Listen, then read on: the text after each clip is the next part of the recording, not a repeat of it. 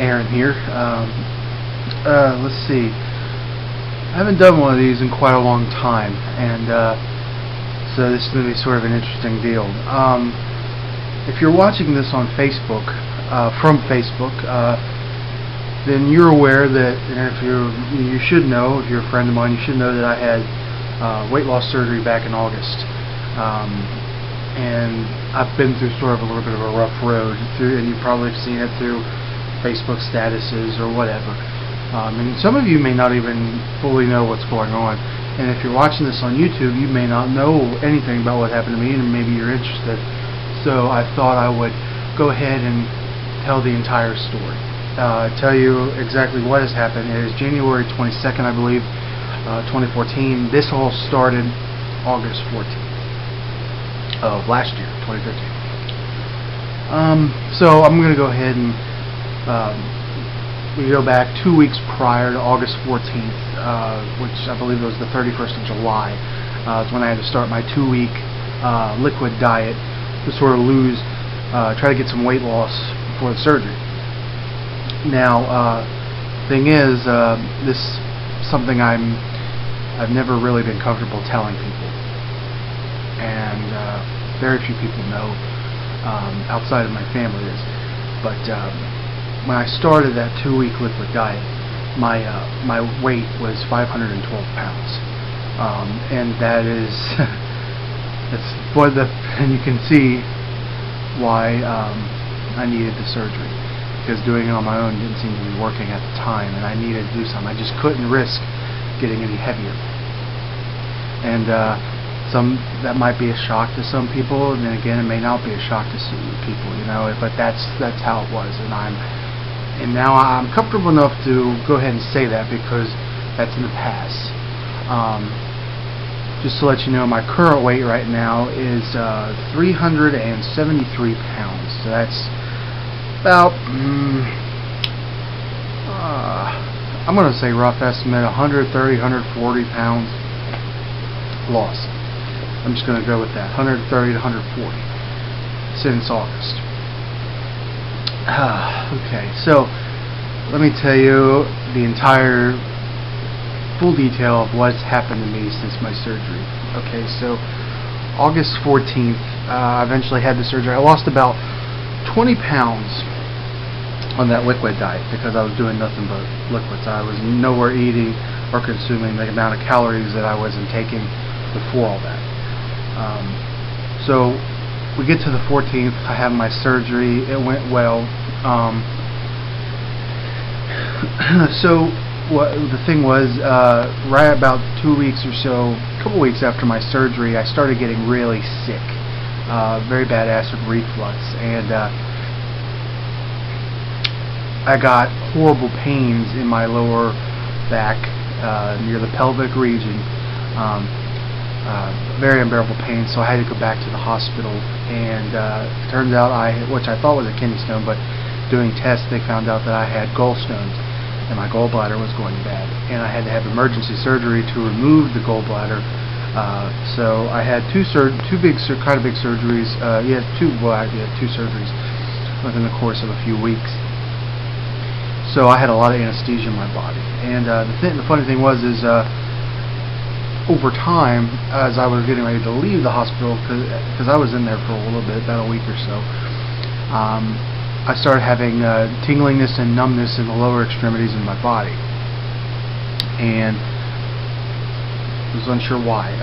We just had the theory that the anesthesia was being absorbed into my cells, and they were causing slight numbness, and that it would go away. Well, the numbness just wouldn't go away. And as I was home, I stayed at my grandmother's house because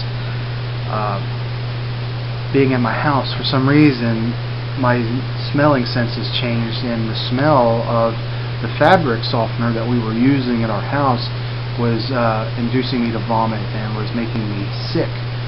So I was away from my home for a while, in and out. I mean, I really couldn't go in there without dry heaving. So I was at my grandmother's house a lot, and my acid reflux, which I never really had a problem with it before, pretty much never had a problem with it, it really started taking its toll on me, and I was throwing up 3 or 4 times a day, every day, nothing but acid. And I couldn't keep water down. I could barely drink water. I wouldn't even touch protein shakes. And I was on a liquid diet then, so I couldn't really have much to eat. So I was pretty much starving. I really wasn't. Anything I would put into my body, I would end up throwing back up. So I became gradually weaker and weaker, and I was in and out of the ER a lot. Some of you, close friends of mine, know that because you either heard about it, and some of you were actually, at certain points, were with me in the ER. I was in there in and out getting blood taken, tests done. It was so bad that I looked like a heroin junkie because I had so many needle holes in both my arms. Because I was so dehydrated that my veins were shrinking up, so it was hard for them to get the IV in. So it was in rough shape. I was very familiar with the hospital, with our local emergency rooms. Just things didn't want to seem to get better. The numbness wouldn't go away. It was getting gradually worse. I was getting a little disoriented walking and stuff, and eventually, out of the blue, one day my vision became very blurred and crossed, and I was very worried because I don't know why these things were happening, and it was making my walking ability unable to be used properly, because with that and the combination of me being horribly fatigued all the time, I was like extremely fatigued. Like walking like I was wanting to do became a very difficult challenge, and I wasn't as active as I should have been, and it was just, I was just getting weaker and weaker, and I just didn't know it. I had to take these vitamins. I had to take vitamins because my body wasn't producing them because of that part of my stomach was out, and it was hard to keep things down, like I said before, because I kept throwing things up. And once again, in and out of the hospital. And I had to have a procedure done eventually on my throat because I was starting to get a lot of thrush in my throat, and what that is very bad irritation, to where I always had this sensation of something in the back of my throat. It was inducing my gag reflex, because I have a hyper gag reflex. That was causing a lot of that. And so I had to have a procedure done all the way up in Oxford, Ohio. I think Oxford. It's a pretty far distance away, to check my stomach lining and see if nothing leaks or nothing was going wrong. Thank God there wasn't. There was just a lot of irritation, and that was because of my chronic acid reflux.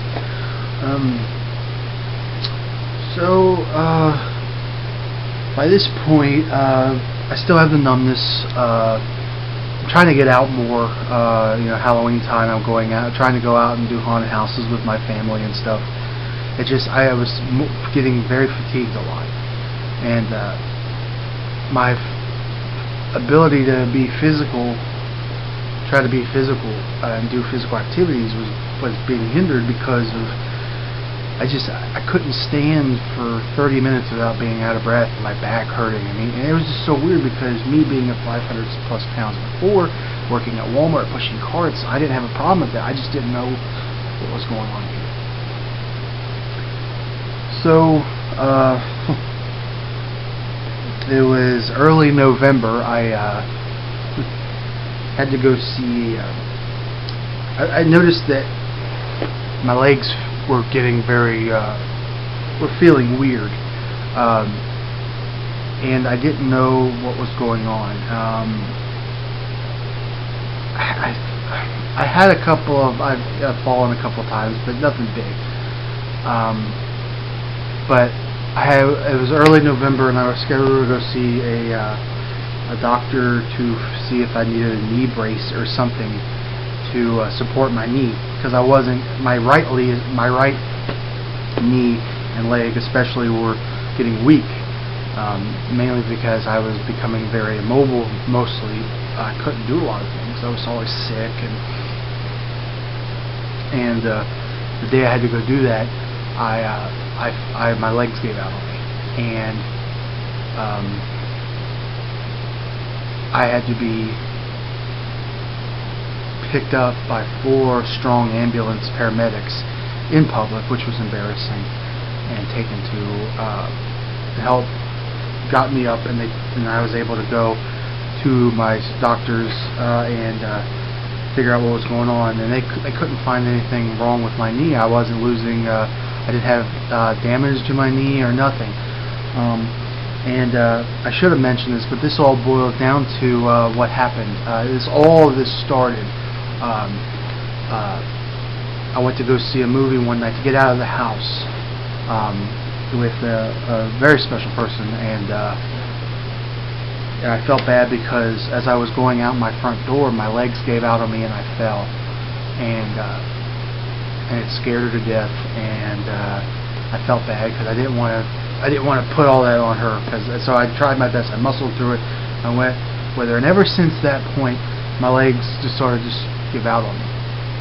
But back to the whole day with the ambulance. They had to help me up. I was able to get to the car. We went there to the doctors. Like I said, they didn't find anything. So everything seemed to be all right. I was then scheduled to go see a neurologist because we had thought that I was going to have I had some sort of neurological problem because of the numbness wouldn't go away, the tingliness.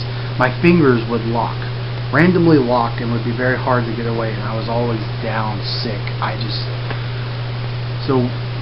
Going to there, my legs gave out on me again, and my grandfather,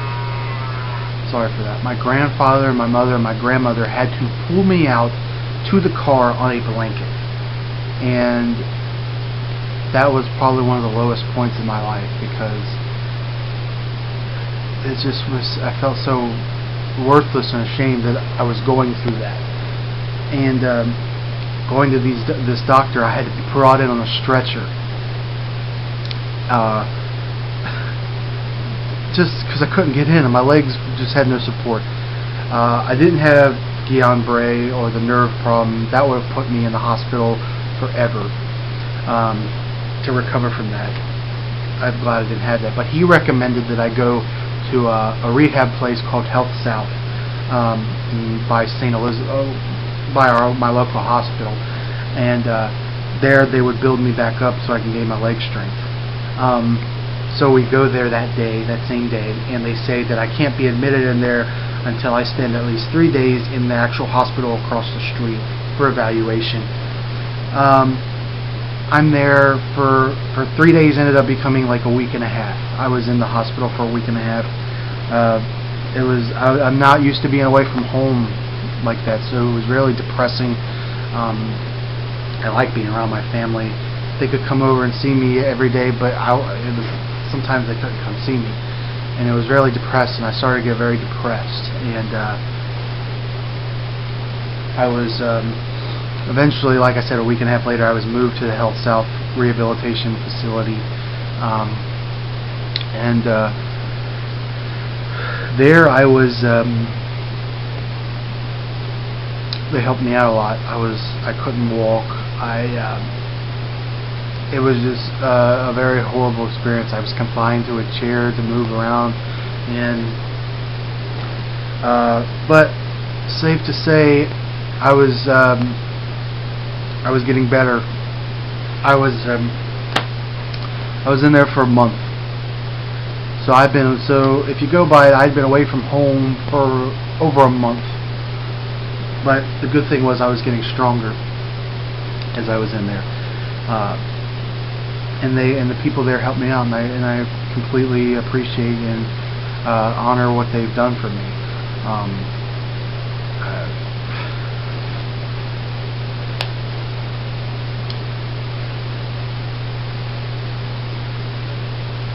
I shouldn't have been in this position.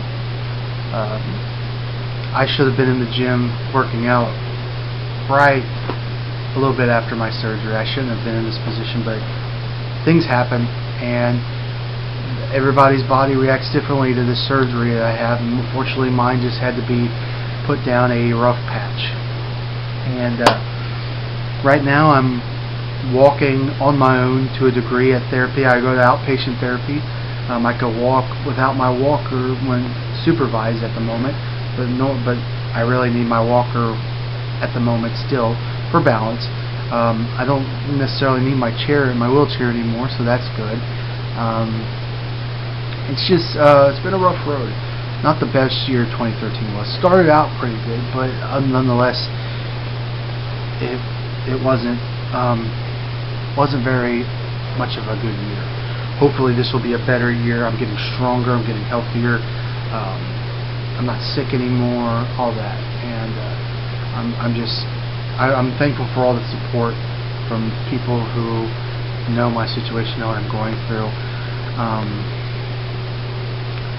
And I know this is going to sound cheesy, but there's one particular person out there who, and I won't mention names because I don't want to put a person on the spot, but if they happen to be watching this, they'll know who they are.